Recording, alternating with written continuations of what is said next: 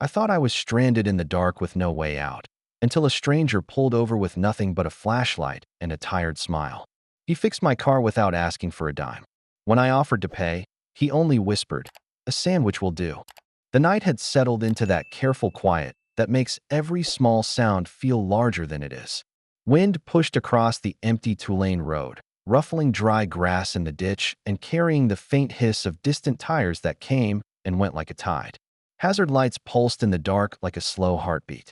Beside them stood a woman, one hand wrapped around her forearm as if holding herself together, the other clutching a silent phone that refused to find a signal. When another minute passed without a single pair of headlights, she exhaled and pressed her lips together, a thin line of worry under the orange blink of her car. Headlights finally curved over the hill and slid toward her, steady and unhurried. The car slowed before she even raised her arm.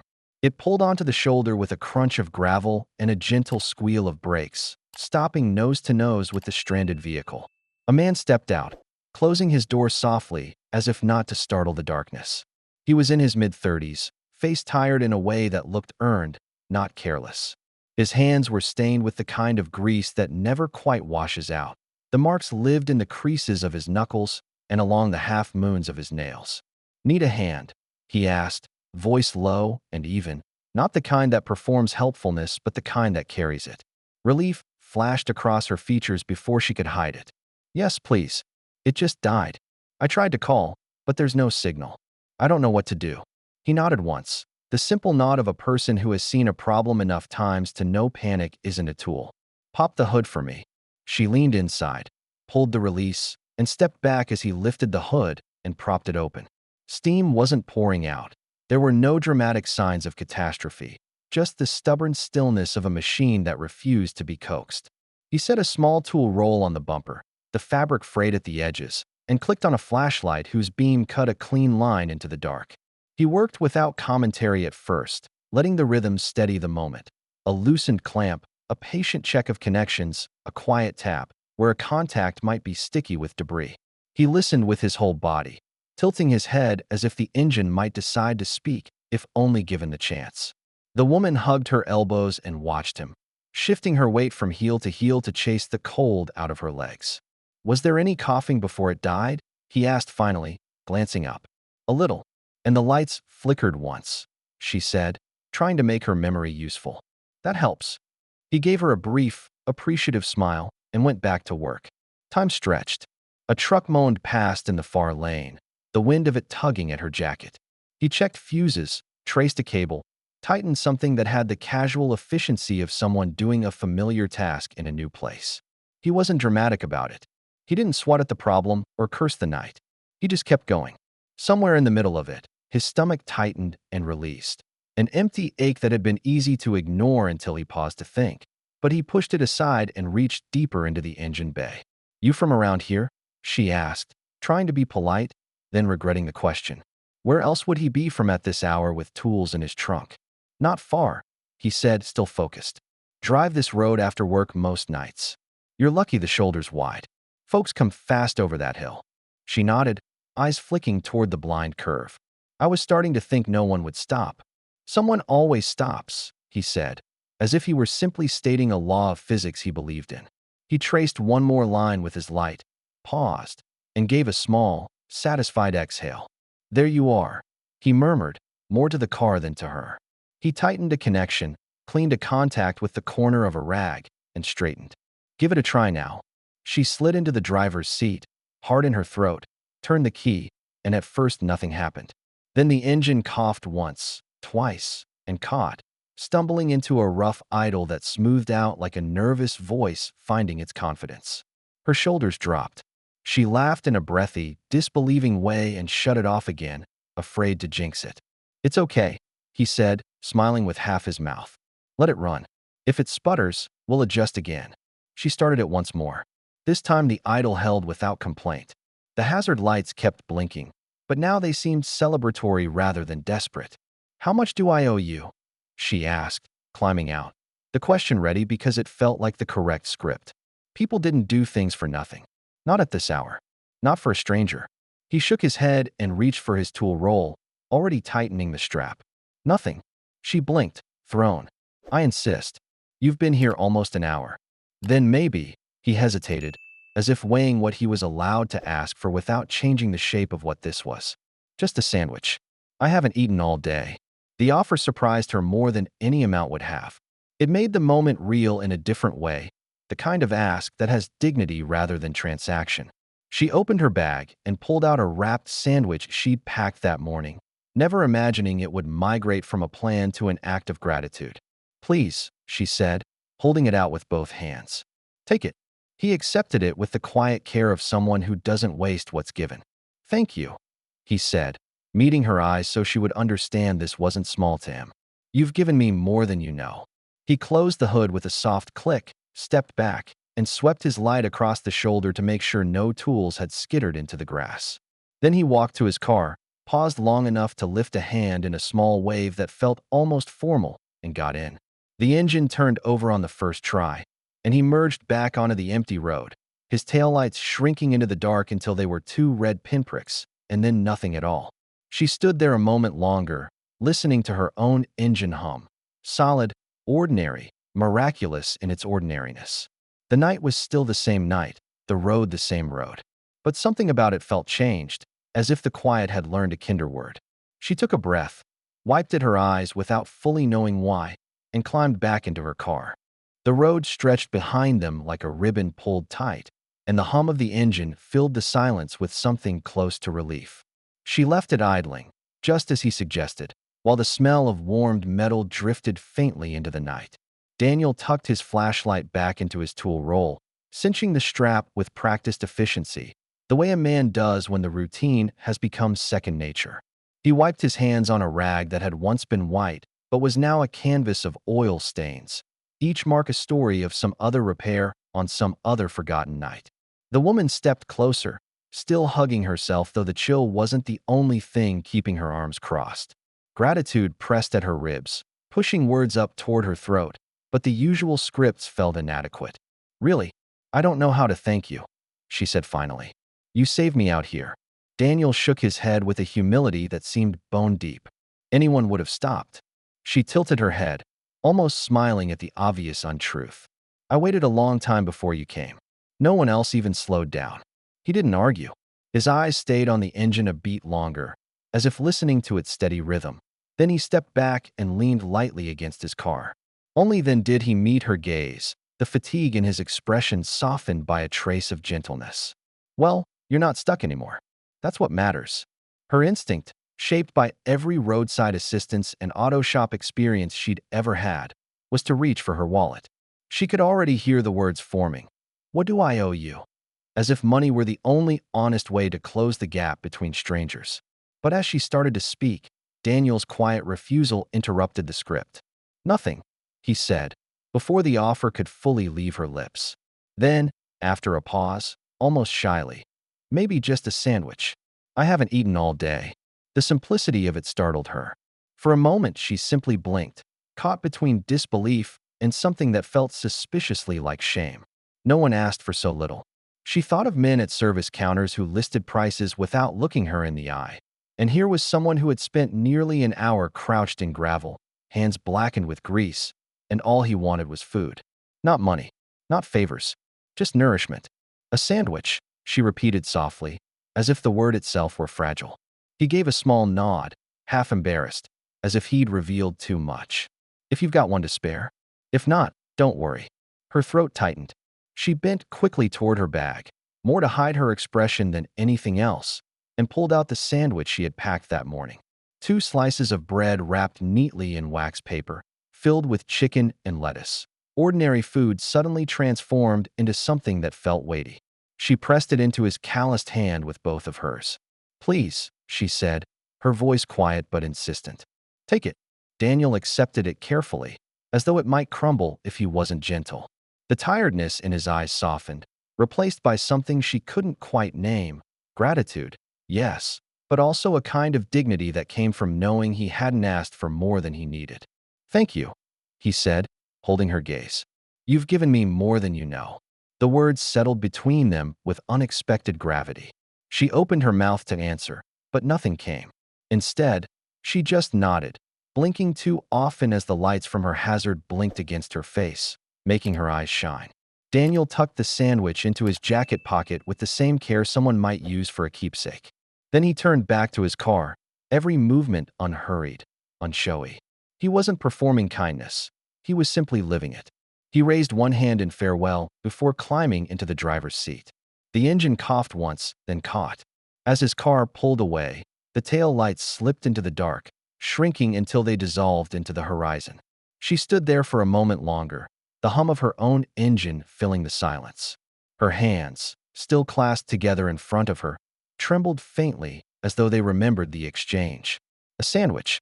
That was all he'd asked for. Somehow, it made the night feel heavier and lighter at once. She exhaled slowly, shifted into gear, and drove forward into the dark with the steady conviction that she would not forget this man. Morning light crept through the slats of the blinds, spilling across a small garage that smelled faintly of oil and dust. Daniel stood in the doorway, mug of coffee cooling in his hand, eyes tracing the cluttered workbench. Tools lay where he had left them after the last long night. Pliers, sockets, a wrench that needed replacing months ago, but still got the job done. On the wall, a calendar curled at the edges, marked with payment due dates he had circled in red and then ignored out of necessity. Bills weren't solved by ink. He set the mug down and flipped open a stack of envelopes. Each one carried the same weight before he even read them. Overdue notices, past due balances, polite reminders that sounded sharper with every month. He pressed his thumb against the bridge of his nose, trying to rub away the headache that came not from lack of sleep, but from the relentless rhythm of scarcity. The creak of a small voice called him back. "Daddy." He turned. Lily stood barefoot in the hallway, rubbing her eyes with the heel of her hand, hair tangled from sleep. She was 6, small enough to still fit into his arms, but old enough to notice when worry made his shoulders sag. She pattered across the floor, her pajamas patterned with faded stars, and climbed onto his lap when he crouched to meet her. "Morning, sweetheart," he said, forcing a smile. "You're up early. I heard you moving around." She leaned against him, her cheek pressing into the stubble of his jaw. After a beat, she asked the kind of question that carried more weight than she understood. "Can we get my new shoes today? The ones with the lights." Daniel's chest tightened. He smoothed a strand of hair away from her face, buying himself time. He had seen the shoes, bright, playful things that lit up with every step. She deserved them, deserved the world, but his wallet had nothing left to give. "Not today, Lilybug," he said gently. "Maybe soon." She nodded, small and accepting, though disappointment flickered briefly across her face. Children learned quickly, he thought. Too quickly. She didn't whine, didn't beg, just tucked her chin against his shoulder and let silence be her answer. He held her tighter, guilt gnawing at him. He worked until his knuckles cracked and his back ached, but still, it never seemed enough. Every dollar stretched until it tore, and still he found himself looking at shoes he couldn't buy and bills he couldn't pay. When she finally wriggled free to fetch her stuffed rabbit, Daniel let his eyes close for a moment. He thought of the night before, the quiet road, the woman's relief, the sandwich pressed into his hand like a gift far greater than food. He had eaten it slowly in the driver's seat, savoring every bite, not for the taste, but for the reminder that sometimes kindness reached back. But now, in the stark light of morning, reality returned heavier than ever. The garage door creaked open as he stepped outside, scanning the gravel drive where his old pickup sat, paint peeling along the fenders. He had patched its engine so many times it felt like a friend held together by loyalty more than mechanics. He ran his hand along the hood, breathing out the weariness that clung to him. Behind him, Lily's laughter carried through the open window as she played with her rabbit, a sound bright enough to crack the heaviness. Daniel closed his eyes and let it settle in his chest. Whatever happened, he reminded himself, he had her. She was the reason he kept going. But as he looked again at the stack of envelopes on the bench, the question pressed harder. How much longer could he keep holding everything together? The morning stretched thin, a fragile line between despair and stubborn hope.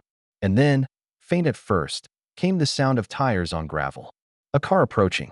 The crunch of tires on gravel grew louder, pulling Daniel's attention toward the driveway.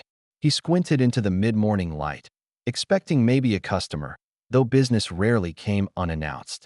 Instead, A sleek black SUV rolled to a stop in front of the garage. Its paint gleamed like polished stone, a vehicle far removed from the rusted pickups and weary sedans he usually saw on this lot. Daniel straightened, wiping his palms on a rag out of habit. His first thought was that someone had taken a wrong turn. His second was that whoever sat behind the wheel had no reason to be here. The driver's door opened, and she stepped out. Recognition struck him immediately. The woman from last night, no longer framed by hazard lights and worry, but by daylight and confidence. Her posture was different, assured, as if the road's uncertainty had been replaced with the certainty of who she was. Even her clothes spoke of ease and success. A tailored jacket, shoes that clicked lightly against the gravel. "Daniel," she said warmly, her voice carrying none of the tension it had the night before. He blinked, startled she remembered his name at all. "Ma'am," he managed, cautious. "I couldn't stop thinking about what you did yesterday," she continued, stepping closer. Her smile wasn't polite. It was genuine, touched with something like admiration. "You helped me when you had nothing to gain." Daniel shifted his weight, uncomfortable under praise he wasn't used to receiving. He'd grown accustomed to gratitude being quick and transactional. A handshake, a thanks, sometimes a folded bill. This felt different, heavier somehow. "It was nothing," he said, shrugging one shoulder. "Just fixed a loose connection." Her smile deepened, as though she heard more in his words than he meant to give away. She extended her hand. "Claire Hamilton." He hesitated, then shook it. Her grip was firm, steady. The name, though, Hamilton, landed in his mind with weight. He'd seen it before, plastered across billboards, printed on glossy brochures that sometimes found their way into junk mail. She saw the flicker of recognition in his eyes. Yes, Hamilton Motors. For a moment, Daniel couldn't speak. The name meant more than just cars. It meant one of the largest auto companies in the state, a brand synonymous with success. And here stood its owner, on the gravel outside his struggling garage, speaking to him as though last night had been more than chance. He cleared his throat. "Hamilton Motors," he echoed quietly, still trying to fit the pieces together. Claire nodded, watching him carefully. "I wanted to see you again. Not as the stranded woman by the side of the road, but as myself. Because I think what you did, helping without hesitation, asking for nothing but a meal, says more about you than any resume ever could." Daniel felt heat rise in his chest, part disbelief, part unease. He wasn't sure what she was leading to, but the ground beneath him already felt like it was shifting. Daniel stood in the gravel, rag still clutched in his hand, as Claire studied him with calm certainty. Her presence filled the quiet lot in a way that made his garage feel smaller, humbler, and yet, somehow, important. She seemed to weigh her next words, not because she doubted them, but because she wanted him to hear them without defense. "I want someone like you," she said simply. The words fell with a weight he wasn't prepared for. He blinked, then let out a soft, almost nervous laugh. "Someone like me?" He gestured toward his garage, peeling paint, rusting signage, a line of unpaid bills pinned to the wall inside. "I think you might be mistaken." Her expression didn't change. If anything, it softened. "Not at all. You're exactly the kind of person I look for. Someone who helps not for profit, not for recognition, but from the heart. That's rare, Daniel. Rarer than you think." He shook his head slowly, as if denying something too generous to believe. "I fix cars. That's what I do. Nothing special." "You fixed more than my car last night," she replied gently. "You reminded me that kindness still exists in the most ordinary places." Her words left him silent. He felt the tug of disbelief battling with a fragile hope he hardly dared to name. He wanted to argue, to point to the grease under his fingernails, the holes in his boots, the stack of envelopes inside that spelled out struggle. But Claire's gaze held steady, quiet but unshakable, as though she had already seen the truth he was reluctant to claim. Finally, she said what she had come to say. "How would you like to run a repair shop, fully funded by Hamilton Motors?" Daniel froze, staring at her as if she had spoken in another language. "Are you serious?" His voice cracked on the last word, too stunned to hide the disbelief. Claire nodded once, her confidence unwavering. "Completely serious. I've built companies, opened branches, hired dozens of people with impressive resumes. But last night, you showed me something none of them ever could. Integrity. Humility. That's what I want to invest in." The rag slipped from Daniel's hand and fell to the gravel. His heart hammered, a rush of thoughts colliding. Lily's shoes, the bills waiting on the bench, the years of exhaustion that had carved lines into his face. It all pressed forward at once, and for a moment he could barely breathe. "Why me?" he whispered, almost to himself. "Because you didn't ask for anything," Claire said. "And that's exactly why you deserve everything." Her words struck like sunlight breaking through clouds. Daniel swallowed hard, blinking against the sting in his eyes. A part of him wanted to say no, to retreat from the enormity of what she was offering. Another part, stronger, quieter, wanted to believe this was the turning point he had been waiting for, though he never dared imagine it. "Consider it my thank you," Claire added softly, "for a sandwich, and for reminding me what matters." The silence stretched between them, heavy with possibility. Daniel felt the ground tilt beneath him, not in fear this time, but in awe. He had fixed a car, accepted a sandwich, and now stood at the edge of a future he never thought would open. The sun had dipped low by the time Daniel made it home. Evening light spilled through the small windows of his house, painting the worn wooden floor in soft gold. For the first time in years, he walked through the door without the weight of tomorrow pressing against his shoulders. The air felt lighter, as though the walls themselves had stretched to make room for hope. Lily was sitting cross-legged on the living room rug, her stuffed rabbit tucked under one arm, humming a tune only she seemed to know. She looked up as soon as the door creaked open. Her eyes, wide, curious, impossibly bright, lit up. "Daddy!" she exclaimed, scrambling to her feet and running toward him. He dropped to one knee and caught her in his arms, lifting her easily. She giggled as he spun her once before settling her against his chest. Her small hands framed his face, studying him with the kind of seriousness only a child can carry. "You're smiling," she said, almost accusingly, as if she'd caught him doing something unusual.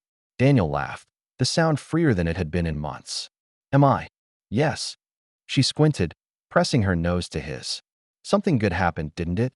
For a moment, he just looked at her, marveling at how quickly children could sense the undercurrent of things. She had noticed his worry before, even when he tried to hide it. She had seen the way he studied bills at the kitchen table, the way his shoulders sagged when he thought she wasn't looking. And now, she had caught the change, the shift in his face, the ease in his voice. "Yes, sweetheart," he said softly, hugging her tighter. "Something very good happened." Her eyes widened with expectation. "What?" He thought of Claire, of the offer that had turned his world upside down, of the possibility of a future where Lily wouldn't have to watch him struggle to make ends meet. But he also thought of the lesson she needed to carry, the truth he wanted her to hold on to long after she grew past stuffed rabbits and light-up shoes. "Sometimes," he told her, his voice steady, "the smallest kindness can change everything." She tilted her head, processing the words. "Like when you helped that lady's car?" Daniel smiled. "Exactly like that." She seemed satisfied, nodding solemnly before wriggling free of his arms and racing back to the rug. "Then I'm going to be kind too," she declared, holding her rabbit up as if swearing an oath. Daniel watched her, his chest tightening with pride and tenderness. For the first time in years, he allowed himself to believe not only in survival, but in the possibility of something greater, stability, peace, even joy. He leaned against the doorway, still smiling, the sound of her laughter filling the room like music. News traveled quickly in a small town, faster than any newspaper could print or radio could announce. It began as a whisper. Someone saw a black SUV at Daniel's garage. Someone else mentioned the woman who stepped out looked familiar. Then came the confirmation. Claire Hamilton herself, owner of Hamilton Motors, had been there. And within days, the story of Daniel fixing a stranger's car in the dead of night, asking only for a sandwich, spread like fire through dry grass. Neighbors who had once passed him with little more than a nod now stopped to ask, was it true? At the grocery store, people lingered a moment longer, offering handshakes and smiles. Some spoke with admiration, others with awe, but all carried the same message. Kindness, once quiet and unseen, had become a story worth telling. Daniel felt the shift each day as he walked to his garage. Where there had once been silence, there was now encouragement. Where there had been doubt, there was respect. Yet he never let pride carry him too far. He still rolled up his sleeves, wiped his hands on the same old rag, and worked with the same patience as before. For him, the difference wasn't in how the town looked at him. The difference lived at home. Lily's shoes, once out of reach, now sparkled when she ran across the yard, lights flashing with every step. She grinned whenever she caught him watching. "See, Daddy? They work," she would shout, her joy louder than any cheer from the town. One evening, as they sat on the porch, Daniel reflected aloud, almost to himself. "All this," he murmured, gesturing to the world around them. "The steady hum of life, the hope threaded into every tomorrow. All because of a sandwich." Lily leaned against his arm, not fully understanding but content with the comfort of his voice. And so the story became more than his own. It became a reminder passed from neighbor to neighbor, told at kitchen tables and coffee counters. Kindness doesn't need to be grand. It doesn't require wealth or recognition. It only requires a heart willing to give. Daniel knew the truth of it better than anyone. He had asked for food because hunger was all he had in that moment. In return, life had given him more than he dared dream. His days of struggling to keep the lights on were behind him, but he never let go of the lesson. The smallest kindness can ripple outward, changing not only a night, not only a life, but sometimes an entire town. And in the quiet moments, when Lily's laughter filled the house and his heart felt steady, he carried one final certainty like a promise. Kindness costs nothing, but it can change everything.